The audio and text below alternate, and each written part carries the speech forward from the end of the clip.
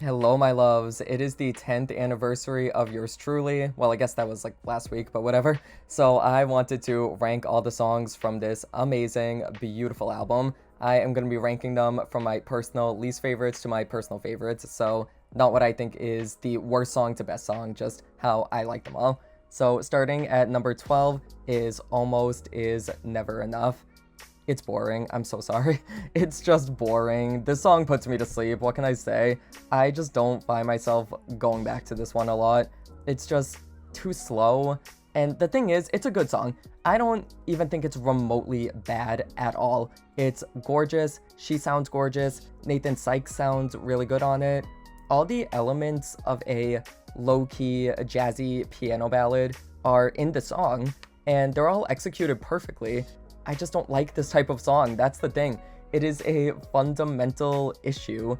It's like asking me to play a video game, but it's in the genre that I don't like. It's like asking me to play a shooter game, but I don't like shooter games. So I can acknowledge that it's a good game, but it's just not for me, so I don't like it. Almost Is Never Enough just does not appeal to me because I don't like the style of song.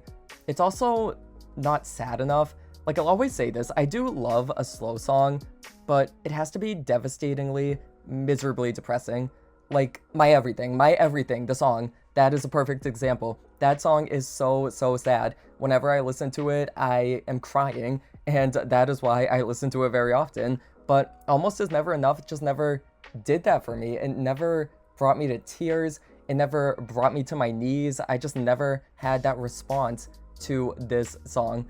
So that is why it is in last place. Again, it's not even remotely a bad song. It's a great song.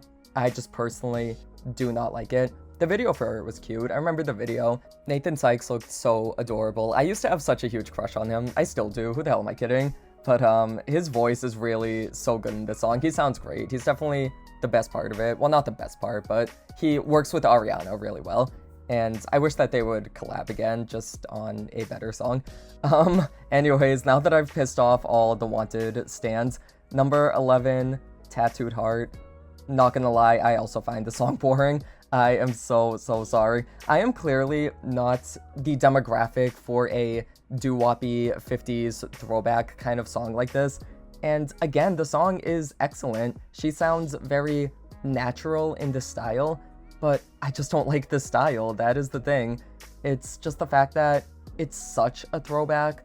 Like, a lot of yours truly blends modern sounds with throwback sounds, and I feel like Tattooed Heart is like 90% throwback. It just sounds straight from the 50s, and it does that style wonderfully, but I just don't like it. Like, I just don't like that style a lot. It's not like I hate it, it's just it doesn't really appeal to me. I just need my music to have more of a pulse, and the song just does not have enough of a pulse. Like, this heart, it does not have a pulse. Like, literally, the blood is not flowing, the arteries are clogged. There is just not enough pulse happening in the song for me. So, again, it's not even remotely a bad song. It's beautiful. She sounds beautiful. I just don't like this type of song. That is all. Number 10 is Daydreamin'. I need to try so hard to not sing the title like how she sings it. Y'all do not understand how hard it is for me to do that. But this song has the pulse that I'm looking for. Like, this one has a good melody, and yeah, it's a bit slower, but it still stays in your mind. It has a good hook, the pre-chorus is wicked catchy, and just overall, this is a cute bop. I just find this song so endearing. It's so cute. It gives me like high school girl crushing on a boy while they're in class, and she's like looking over at him from her desk, and she's literally daydreaming about them getting married. Like, that is very relatable. I daydream a lot too, so I have always related to this song. I think the concept is just super cute, and Ariana delivers it so well. Like, she literally sounds like this love-struck girl, and it is so adorable. And of course, her vocals are gorgeous. She is giving you Music Box era Mariah Carey. And yeah, this song is just charming. It's an extremely charming, absolutely adorable song. For a long time, I didn't listen to it for some reason, but then I got back into it like I don't know, when did I get, it was before Sweetener came out. Before Sweetener came out, I like re-listened to all of her older songs, and I was like, wait a minute, the song is really good. Why have I ignored it? Like, it was one of those songs where I would throw it on every once in a while, but kind of out of obligation. But then I, for some reason, just got hit by it. I was like, wait a minute, the song is actually so good, and I have been paying it dust for years. So Daydreamin', listen to it again. It is really, really good. Number 9 is Popular Song. Another one. I literally have to restrain myself from singing the title. Like, y'all do not know. Certain words are just ruined for me because of the song associations that I have. And I can't hear the word popular without breaking out into song in my head. Like, I literally hear the song whenever somebody says popular. Same with Daydreamin'. If someone says Daydreaming, I am playing that song in my head. But, Popular Song is so much fun. This song is so underrated. Like, I always thought that it should have been a bigger smash single. Like, this really should have been a hit. It is so catchy, it's so bouncy and boppable. I just think that this is a mood booster song. It boosts my mood whenever I hear it. Her and Mika, it's pronounced Mika, right? Mika?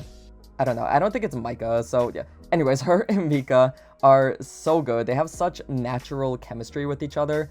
I just think they work very well together on this song, and they should honestly do another collab. I just feel like they brought out the best in each other, and that is what's so great about this song. Like, this is a duet, like an honest-to-God duet. They are trading lines, they are being playful with each other, they are creating a lighthearted, fun atmosphere, and that is what makes Popular Song such a joy to listen to. My favorite part is the end of the second verse when they're like, got everyone laughing, got everyone clapping, asking how come you look so cool, because that's the only thing that you learn at school. Like, that part, oh my god, you do not understand. I go off so much when that part comes on. It's so much fun. This song is just so much fun. Like, how come this wasn't a huge hit? Like, I still just don't understand. I really just do not understand why this wasn't a bigger hit. It is just honestly so good. And the Wicked sample is really good too. It's from Wicked, right? I'm pretty sure. I don't know what the song is in Wicked. I'm not a theater girly, so like I actually did not know that the song was sampled for a long time. But I remember one day I heard it with my dad and he was like, oh my god, they ripped off Wicked. And I was like, okay, first of all, they didn't rip it off. It's called a sample.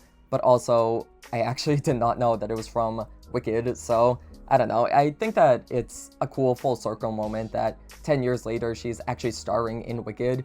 Like, I love that for her. Am I gonna watch it? No, but like, I love that she's doing something that she wants to do. Like, clearly she's very passionate about theater, and I think that it was really cool that she incorporated that side of her into this song. And yeah, I mean, Popular Song, it's just great. Like, you could tell she's having the time of her life on it, and I have the time of my life listening to it. There is just nothing to not love about Popular Song. Talking about it is making me want to get into Mika's music. I hope to God I'm saying his name right. I hope it's not Micah. Like, I keep saying Mika, but I don't know. I feel like I would like this music if it's anything like this. He's also, like, hot, so I feel like I would enjoy getting into him. Anyways, number 8 is Piano. Speaking of hot guys, does anyone remember the Troye Sivan video that he posted where he was dancing to the song?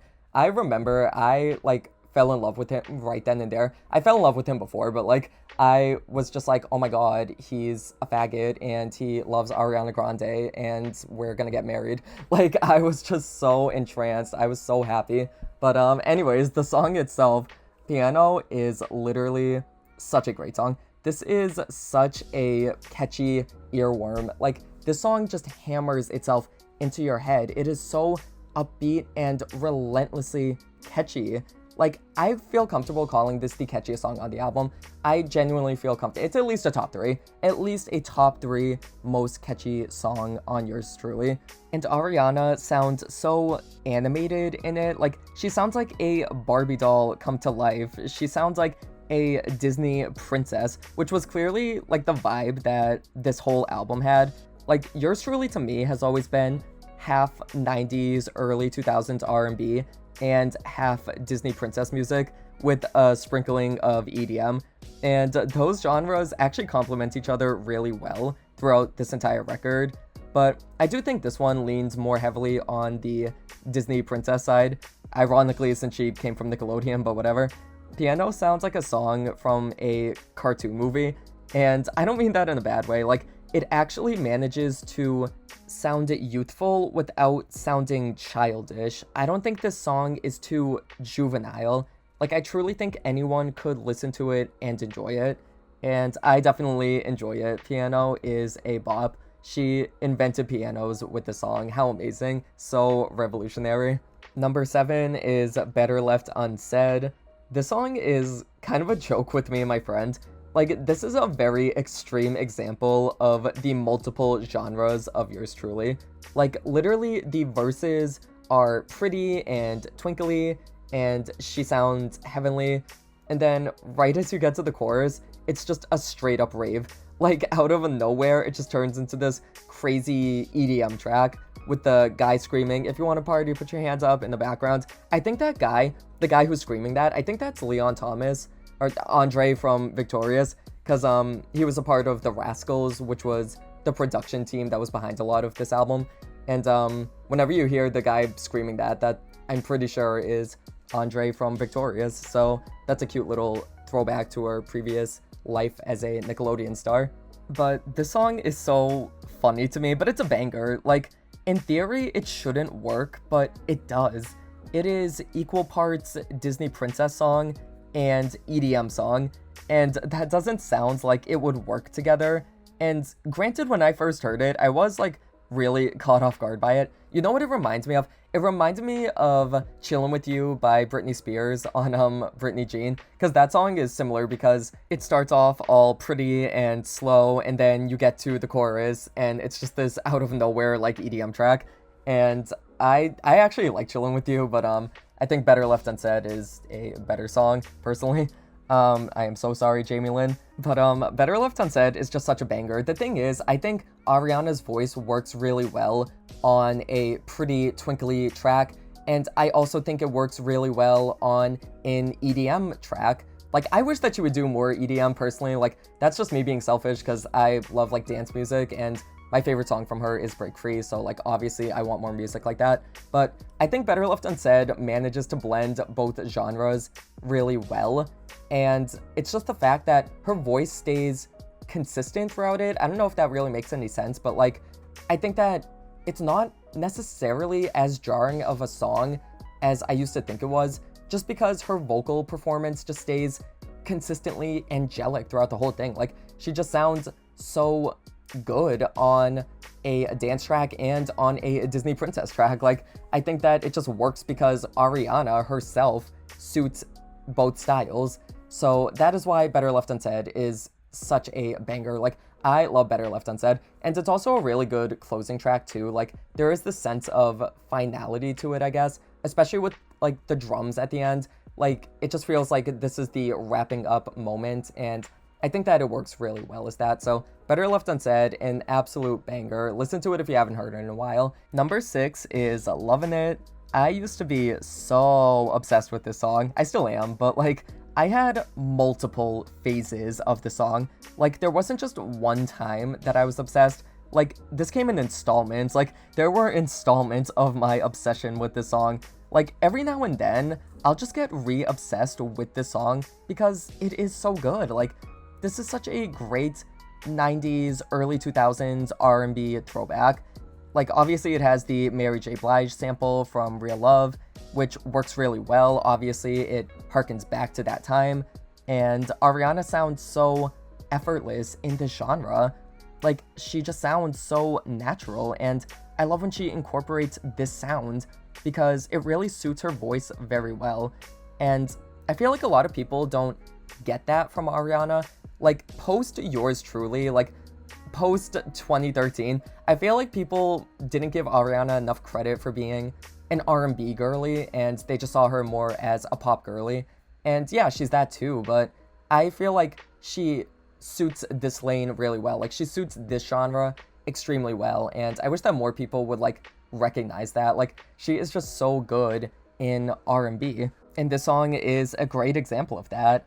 Lovin' It just has such a bounce to it. Like, it's so happy, it's so light and airy, and I'm picturing like skipping through a field of sunflowers when I hear it. That's what I get from it. Like, this song is joy. It is a sunny day, and you are loving it. She sounds so cute. The pre-chorus where she's like, you give me chills every time we chill, so adorable, so cute. Her voice is so angelic in that part. I love the energy of the verses. Like, they're so much fun to sing along with.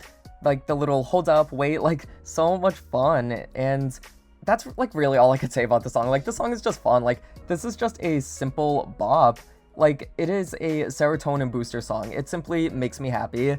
And like I said, I go through phases with this song, and now that I'm thinking about it, I go through phases with Yours Truly in general. Like, every, like, once in a while, I'll just randomly get re-obsessed with certain songs from Yours Truly. Like, I'll go through random phases, like, 2 to 3 times a year, where I just can't stop listening to a specific track, and Lovin' It is usually one of them. Like, I will get randomly re-obsessed with Lovin' It, and the rest of the songs that I'm gonna talk about.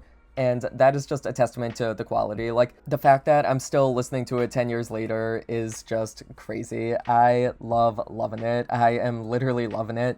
Just a fun springtime summery bop. Number 5 is Honeymoon Avenue. I'm pausing because I seriously am actually struggling to not sing these titles. Like, my god, I cannot look at these titles without singing them. But, Honeymoon Avenue is a classic. This is a classic. This may be her best opening track. Like, I'm not gonna say that definitively, but it is a very strong contender. Like, what a way to introduce yourself.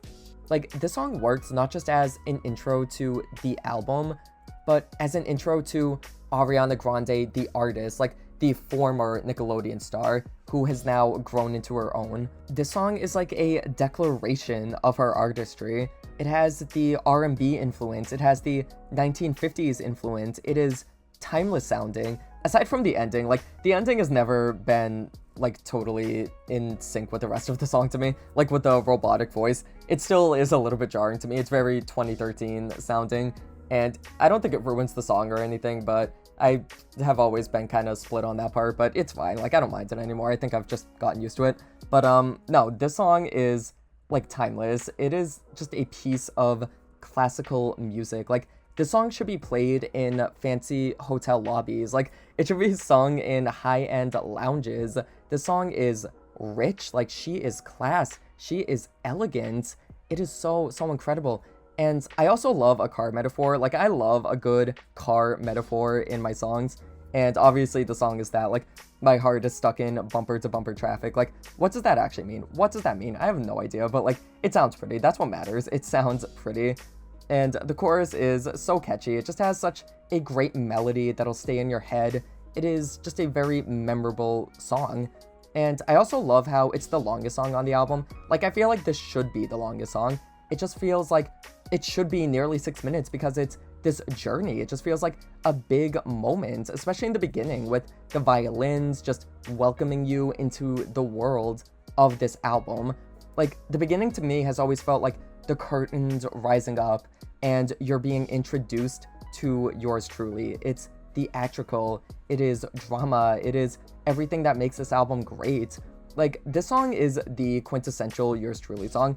Every genre that she'd incorporate in the other tracks are on this song, and that's what makes it work so well as a summary of this album.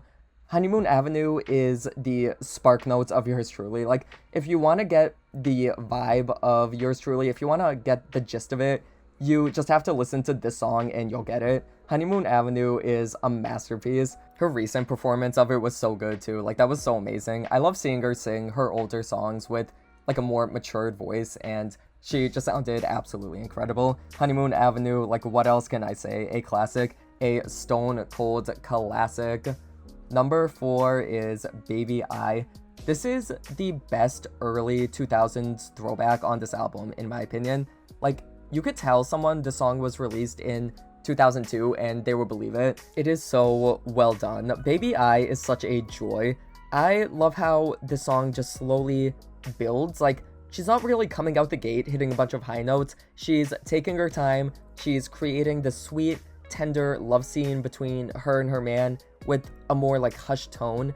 And then as the song progresses, like, more and more elements are brought in, and she starts singing a little higher, and then by the end, it's just this explosion of emotion, and oh my god, the song is just so good. It is such a well done pop song. Like, this is such a standard to me. This is the homework that the teacher shows to everyone else, like, to show what should be done. I'm using a lot of school metaphors today. I think it's because I associate, like, Ariana's early discography with when I was in school, so that's probably why. But, Baby I remember this was one of the very first Ariana songs I fell in love with. I actually did not listen to this whole album until after My Everything came out, so I was a little bit late, but I always loved this song right from the moment that it came out. I just remember feeling so entranced by how beautiful she sounded, and the song just hooked me, especially the part where she's like, every time I try to say words, they only complicate it. I had no idea what she was saying there for the longest time. Like, I literally did not know what she was saying, but I didn't care. I just made up my own words so I could sing along. But Baby I is another classic. I have never gotten sick of it. I genuinely believe this song has not aged a day since it came out. It sounds just as good today as it did back then, and that is a testament to its quality. I know it's cliche to compare this album to Mariah, but this does sound like it could have been on, I don't know, maybe like Daydream? I don't know. Like, this song sounds more like a teenager Mariah Carey song, like a Mariah Carey song meant for teenagers, and I don't mean that in a bad way. Any comparison to Mariah is a compliment coming from me, and Baby I is deserving of the comparison. It is truly a timeless bop.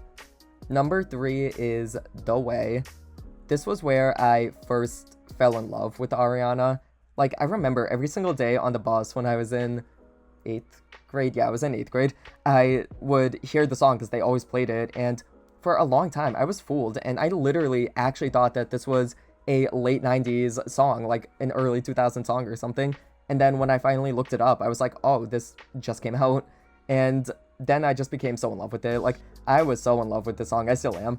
But it was just so fresh when it came out. Like, it just reminded me of older music while still sounding so fresh. Like, this was just such a breath of fresh air, and it was such a stroke of genius moment. I feel like she was kind of ahead of the trend in predicting how early 2000s sounds would become popular again. Like, I feel like now early 2000s throwback sounds are becoming really popular again, and she was like genuinely actually ahead of her time on that one.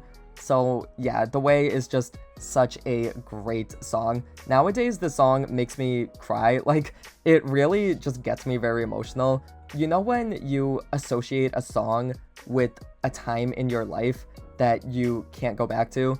And it's not even like that was a great or bad time in your life. It's just a time that you remember and you just can't go back to it. Like, that's what the song is to me. Like, no other piece of music takes me back as much as this one does. Like, it is just so a part of me at this point.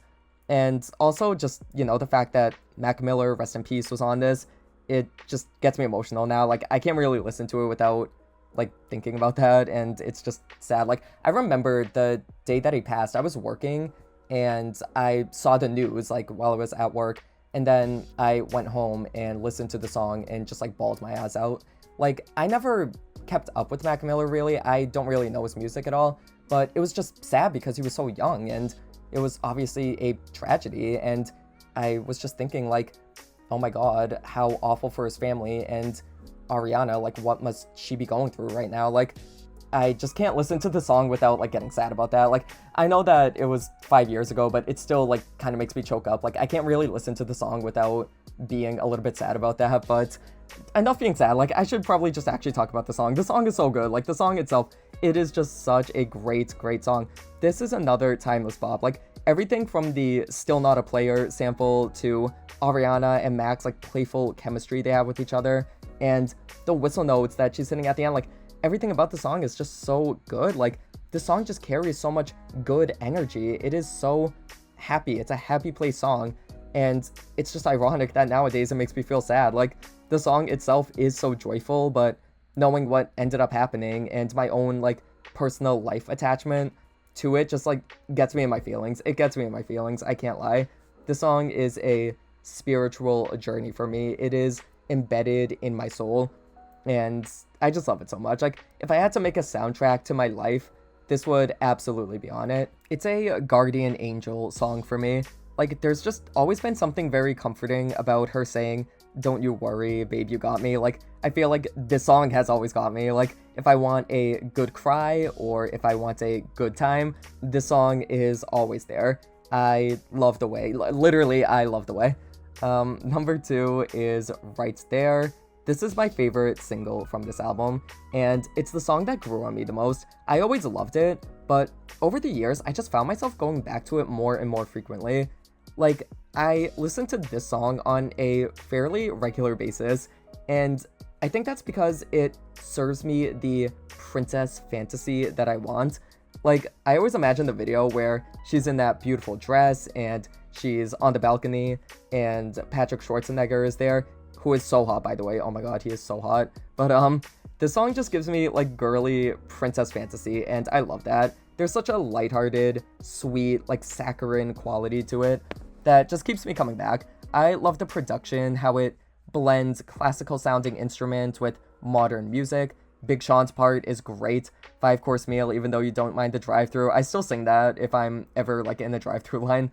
I love the pre-chorus with the little, "You know what I need, I know what you like, put it all together, baby, we could be alright." Like, oh my god, the song just makes me smile. It's just a perfectly executed love song. Like, this is just a simple love song done right. There's just nothing wrong with it. It is exemplary, and it was such a great choice for a single. All the singles from this album were the right choice, honestly, and this one, like, still lives on. Like, I hear the song out in the wild sometimes, like, if I'm food shopping or something. Like, I feel like this is still in the public consciousness, as it should be. Right There is so great, so catchy, so much fun. I will never get tired of it. Now, the real question is this the superior Right There, or is Nicole Scherzinger's Right There better?